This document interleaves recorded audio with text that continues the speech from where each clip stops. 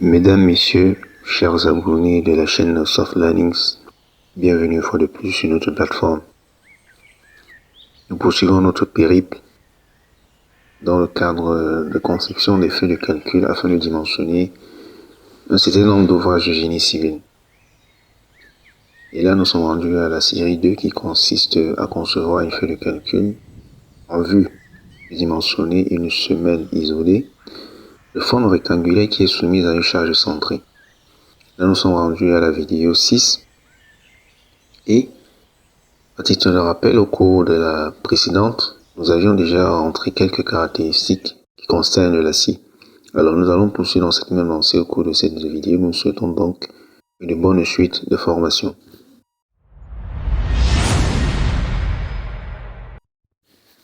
Nous ouvrons notre feuille de calcul Excel, là où nous nous sommes arrêtés la dernière fois. Et nous allons poursuivre en rajoutant des données qui ont trait à la classe de l'acier. Parce que, comme vous le savez, en fonction du comportement que l'acier peut décrire sous l'effet d'une charge, il y a une classification bien particulière. Donc, dans cette cellule, nous allons déterminer la classe de l'acier. Copions la mise en forme. Nous allons faire pareil avec celle-ci. CTRL Z, ça c'est une erreur. Nous prenons le processus, copier, mise en forme et l'appliquer à cette cellule. OK. Nous allons faire simple. Et là, juste avant le test, nous allons taper au clavier choisir.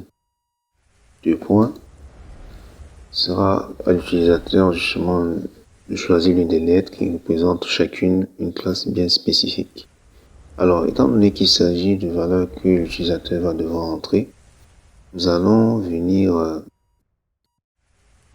copier cette mise en forme qui désigne des données introduites par l'utilisateur. Nous faisons une copie de la mise en forme, nous la collons à cet endroit. Nous allons essayer avec le chiffre 1, puis entrer. Mais nous allons diminuer le nombre de chiffres après la virgule, de manière à avoir un chiffre entier. Donc dès que c'est fait, cet élément va nous permettre en fait de déterminer un autre qui est un coefficient. Nous allons appeler ce coefficient K, puis nous irons dans le recode de 2 afin de définir réellement ce que représente ce coefficient. Il traduit en fait le rapport entre deux résistances, résistance à l'attraction et la limite caractéristique élastique. Parce que nous allons tenir compte ici de l'une des caractéristiques du matériau acier qui est la ductilité. Mais déjà, remplissons ici par K, puis nous copions cette mise en forme à cet endroit.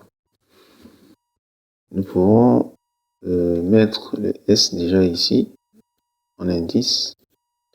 Nous n'avions pas fait au cours de la précédente vidéo. Alors, cette valeur de K en fait sera soumise à des conditions.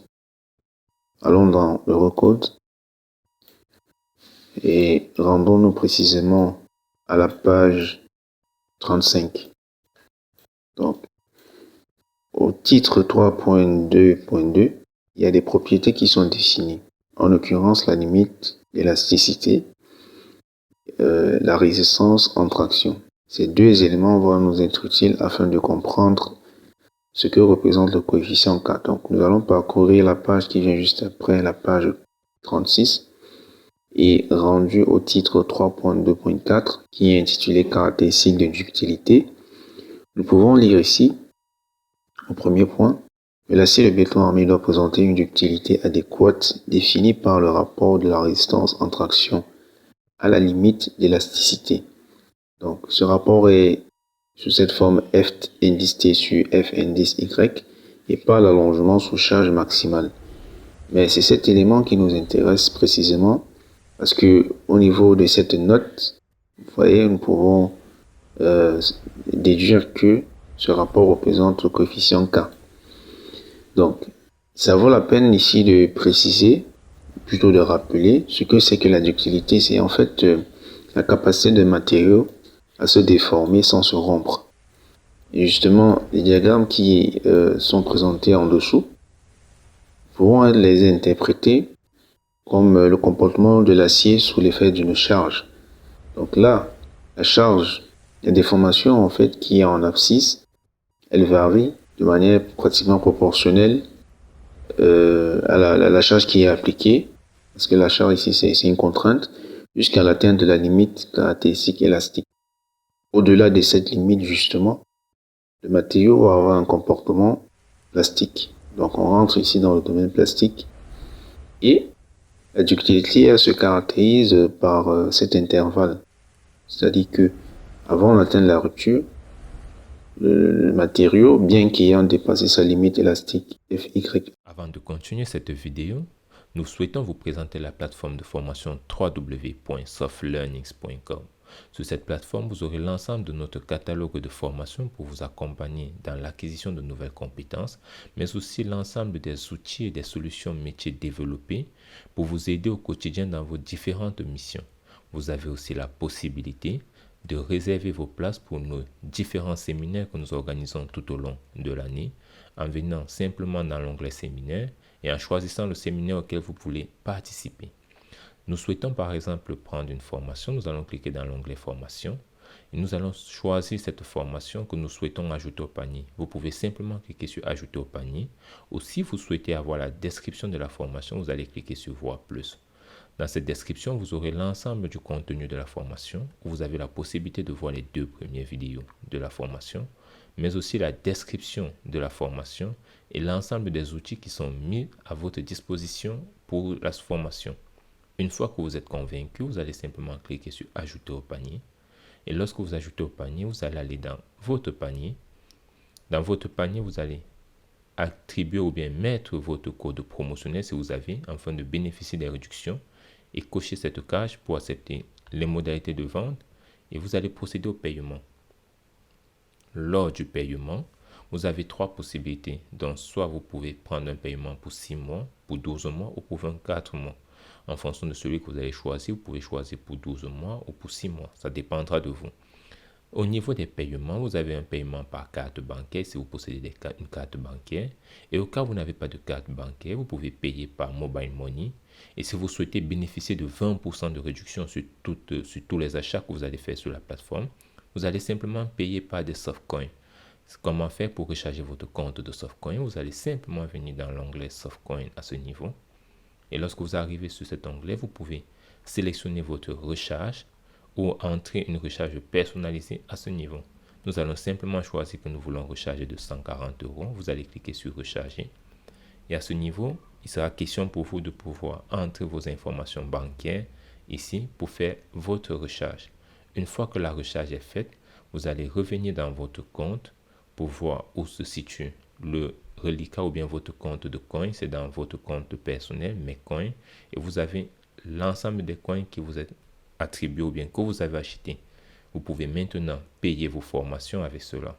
Et si vous n'avez pas de compte, n'hésitez pas à regarder notre liste de partenaires dans les différents pays pour pouvoir recharger votre carte bancaire, votre compte coin autant pour moi, ou alors vous pouvez nous écrire à contact@softlearnings.com et nous allons vous donner la procédure pour pouvoir recharger votre compte.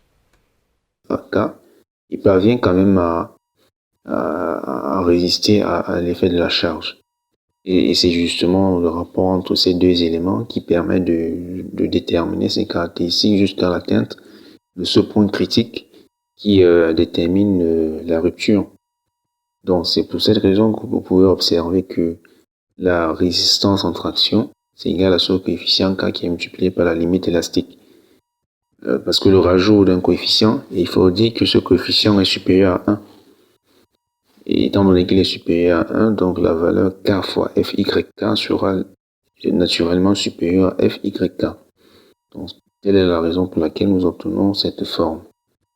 Mais pour avoir les valeurs de ce coefficient K, il va falloir se rendre dans l'annexe ci. Et l'annexe C est située à la page 184. Nous allons, 187 pardon, nous allons nous y rendre. Donc voici l'annexe C. Et nous avons un tableau qui définit les propriétés des armatures. Nous pouvons observer ici les valeurs dites minimales de ce coefficient K. Et vous pouvez observer que pour la classe d'acier A, c'est supérieur ou égal à 1,05. Pour la classe B, supérieur ou égal à 1,08. C'est-à-dire que les valeurs minimales qui seront considérées ici, ce sont ces chiffres-là qui sont mentionnés, mais ils ne devront pas dépasser 1,35. Et ceci correspond à des limites caractéristiques LAC comprises entre 400 et 600 mégapascales. Donc, ce sont ces valeurs que nous allons exploiter afin de les rajouter à notre feuille de calcul Excel. Nous revenons dans la feuille de calcul Excel et nous pourrons simplement rajouter un cadre à la droite pour indiquer à l'utilisateur de la feuille de calcul les valeurs qu'il devra entrer. Ce sera, comme nous l'avons fait avant, un rappel mémoire. Donc ici, nous allons dire que pour la classe A, nous allons taper un test assez clair. Mais avant tout, il faudrait revenir à la police de test Times New Roman. Donc, nous allons dire ici, pour 2 points, classe A, virgule, K égale 1,05. Nous allons copier ce test, CTRL-C au clavier. Nous allons à la ligne CTRL-V pour une première copie, CTRL-V pour une seconde copie.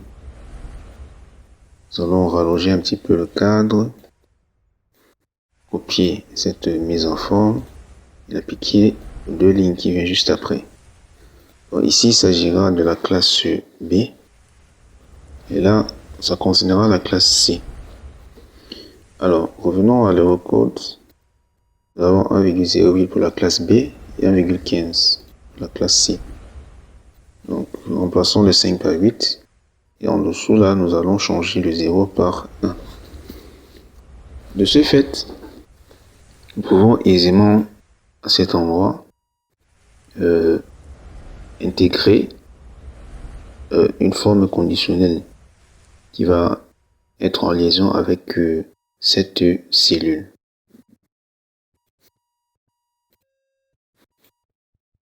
La condition à entrer, elle est toute simple. Nous allons taper au clavier égal.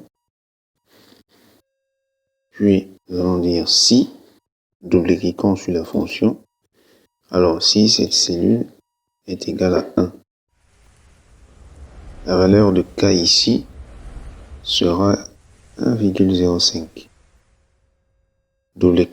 Point virgule, nous allons dire si cette cellule est égale à 2, alors la valeur de K sera 1,08. Fermons, point virgule, nous allons dire si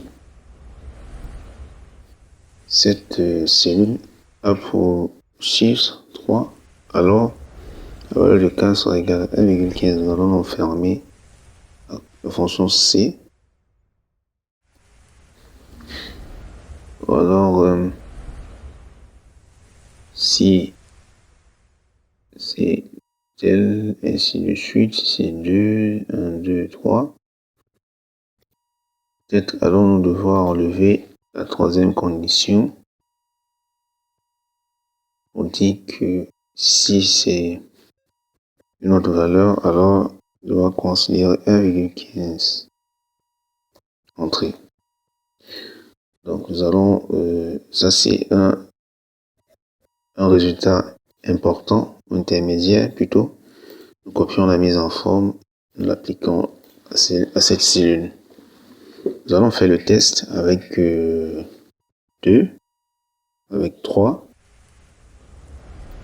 avec 3 ici, c'est bon. La fonction ci est correcte. Donc voilà pour ce qui est des valeurs du coefficient K qui traduit le comportement ductile de l'acier employé dans le cadre de notre étude. Nous allons mettre un terme à cette vidéo afin de ne pas faire long, puis nous donnerons une suite à cette partie qui concerne les caractéristiques de l'acier au cours de la vidéo 7. D'ici là, portez-vous bien et à très bientôt. Si vous avez aimé la vidéo, un like nous fera plaisir, des partages nous encourageront énormément et surtout, vos appréciations et vos avis dans les commentaires nous permettront de nous améliorer. En attendant, nous vous donnons rendez-vous dans la prochaine vidéo.